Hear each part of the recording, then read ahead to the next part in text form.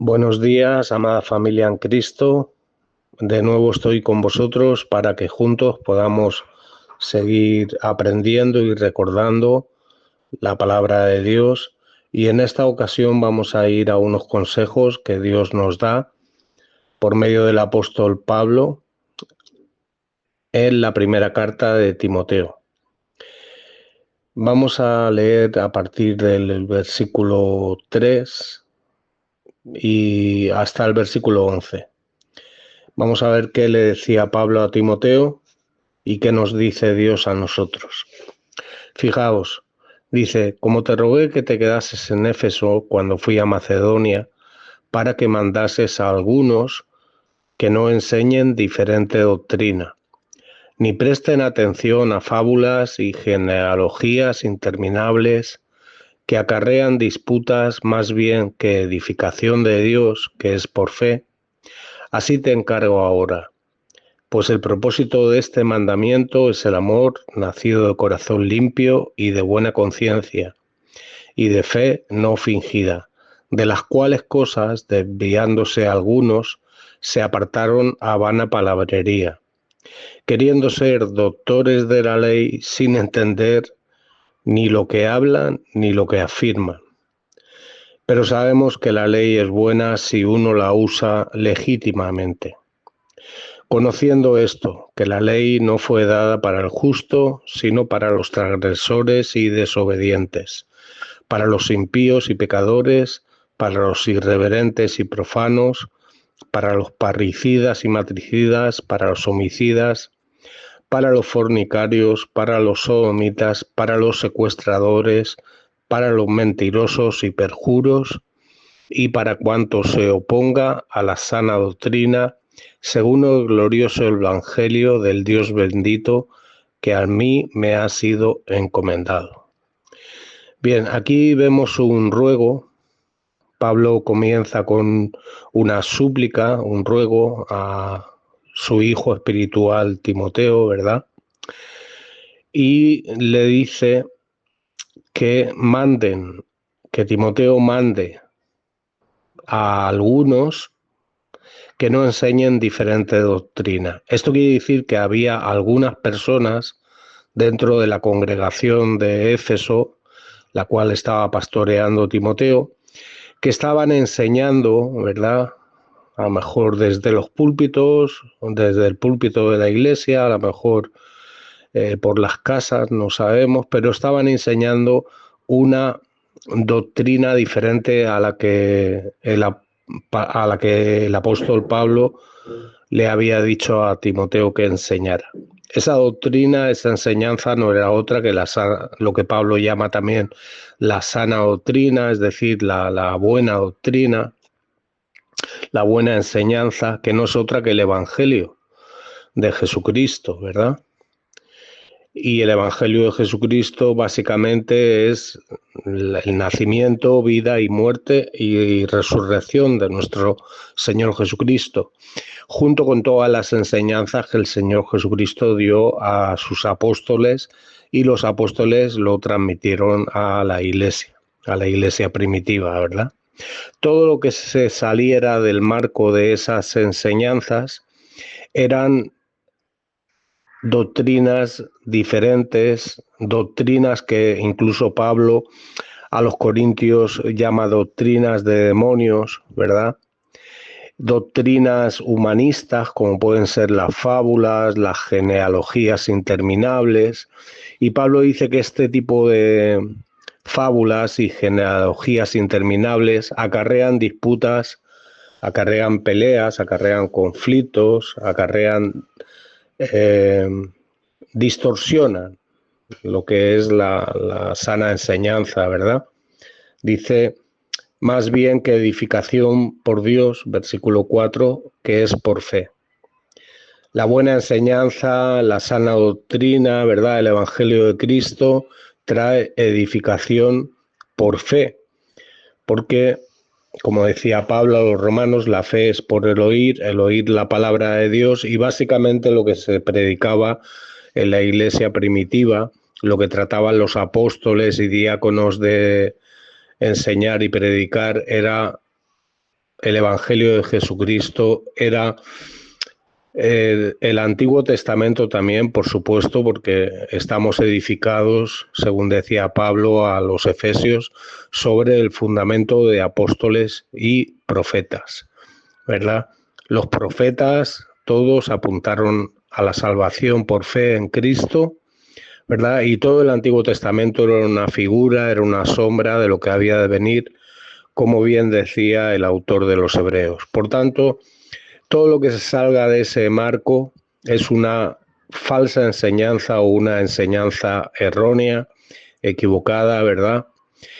Aquí cuando dicen que no preste atención a fábulas y genealogías interminables, es decir, no prestes atención a enseñanzas humanistas, no prestes atención, ¿verdad? Y des credibilidad plena a las filosofías, a los testimonios constantes de mira lo que yo hice, mira cómo yo trabajé, mírame a mí y no mires a Cristo.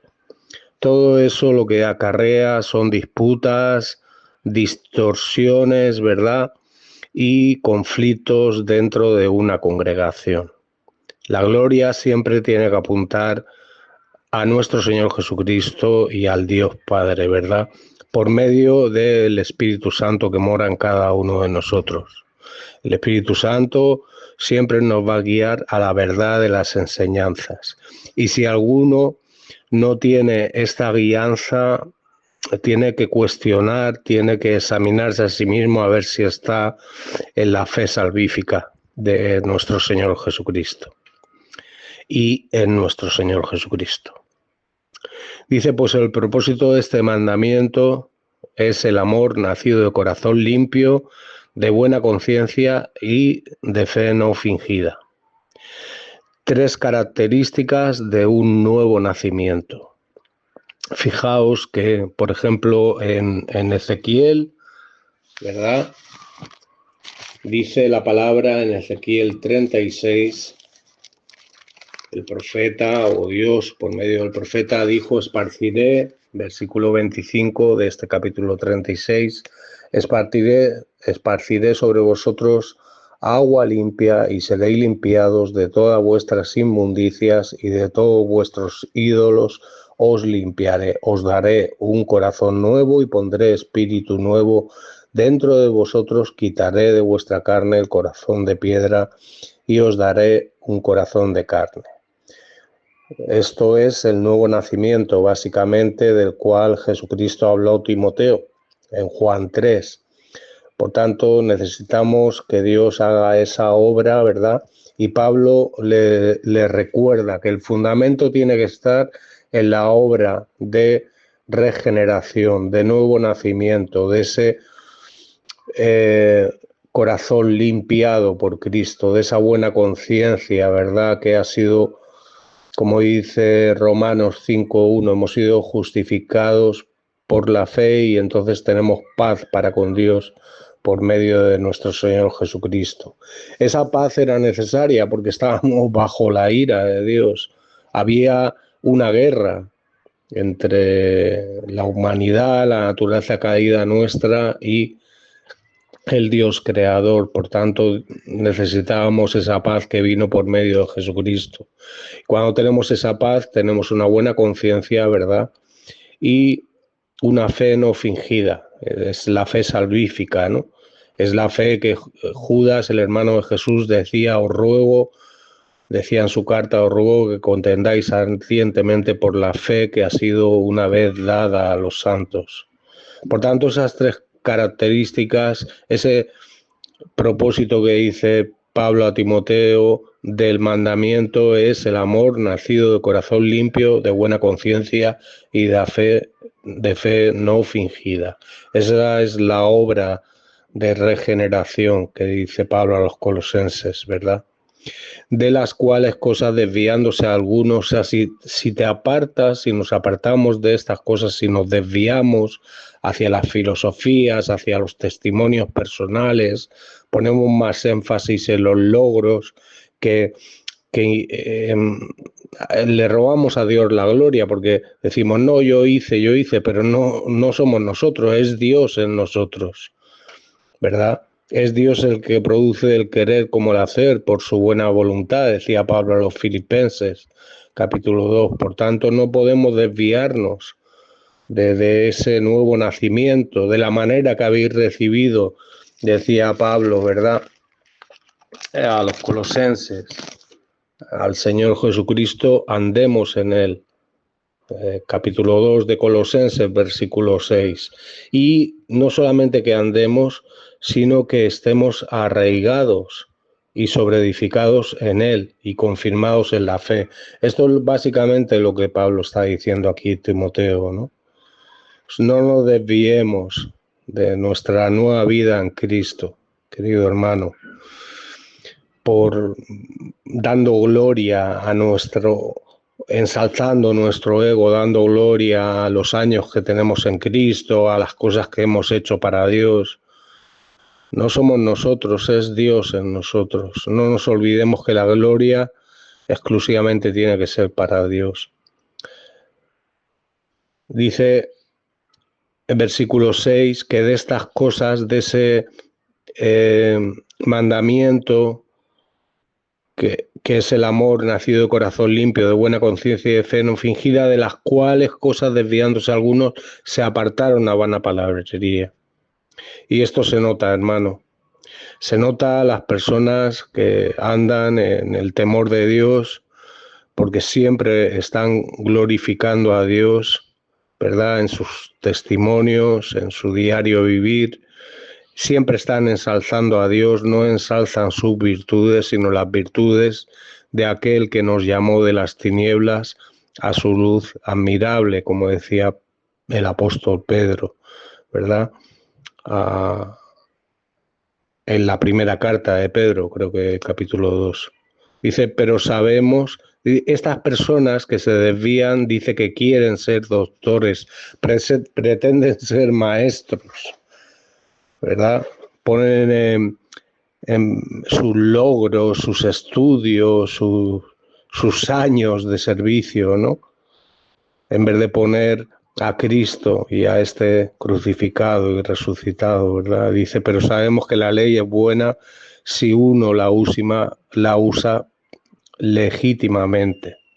La ley es buena, la ley es santa, el mandamiento es justo, ¿verdad? La ley es perfecta, decía el salmista, Salmo 19, convierte el alma.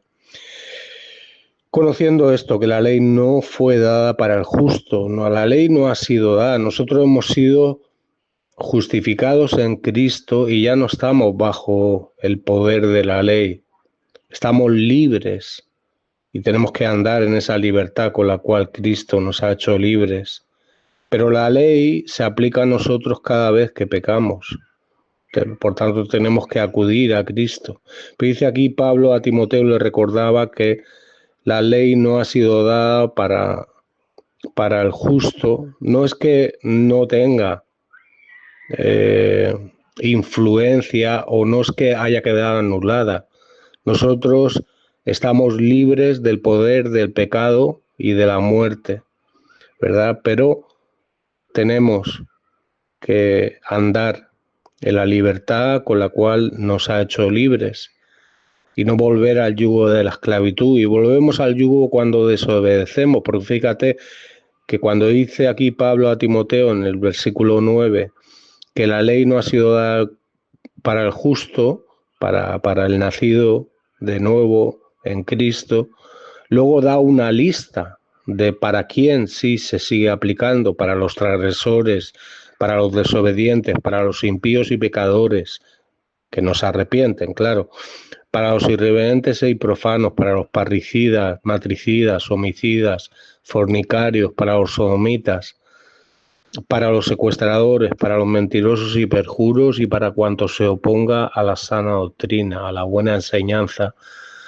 que es el Evangelio de Cristo, según el glorioso Evangelio del Dios bendito que a mí me ha sido encomendado. El Evangelio del Dios bendito son las buenas nuevas de salvación, perdón. Por tanto, cada vez que los hijos de Dios se desvían tras enseñanzas tras hombres en vez de tras Cristo, ¿verdad? Tenemos que seguir a Cristo, no a los hombres. Por supuesto que los hombres puestos por Dios son de respeto, son hombres que merecen honra, ¿verdad? Tenemos una deuda con Dios por medio de esos hombres también, tenemos que honrarles, pero si ellos se desvían, no lo hagamos nosotros. Si ellos están enseñando mal, tengamos cuidado nosotros de ir a la buena enseñanza, ¿verdad? Ir al buen ejemplo y procurar sobre todo ser nosotros de ejemplo, como hijos, como hijas de Dios. El glorioso Evangelio del Señor Jesucristo es la sana doctrina y es aprobado por Dios, porque es el glorioso Evangelio del Dios mismo, bendito. Por tanto, tengamos cuidado, querido hermano, querida hermana, recordemos estas cosas también a nuestros hermanos, a nuestras hermanas, con mansedumbre, con sencillez, pero apelemos a estas cosas, a tener buena conciencia, ¿verdad? A crecer en la gracia de nuestro Señor Jesucristo, que esa nueva vida en Cristo sigan permaneciendo en nosotros y sigamos atendiendo. Como decía Pablo, versículo 5, el propósito de este mandamiento es el amor nacido de corazón limpio, de buena conciencia y de fe no fingida. No nos desviemos, porque de esas cosas, desviándose algunos, entraremos en vana palabrería, ¿verdad? Y el enemigo nos engañará, nos hará creer que somos doctores, que somos maestros de la palabra y estamos andando en ignorancia porque estamos atribuyéndonos la gloria los unos a los otros. Y el Señor Jesucristo dice, ¿cómo podéis creer si recibís gloria los unos de los otros y no dais gloria al Padre, no dais gloria al Hijo? Por tanto, que Dios nos ayude por medio del Espíritu Santo que mora en nosotros, que tengamos una conciencia limpia, que cada vez que tú y yo nos desviemos, vayamos a Cristo en oración por medio del Espíritu Santo, ¿verdad? Y que podamos ser limpiados y renovados constantemente para que la vida de Jesús se manifieste en nuestros cuerpos mortales, que un día serán resucitados y vivificados y transformados. Que Dios te bendiga y un fuerte abrazo.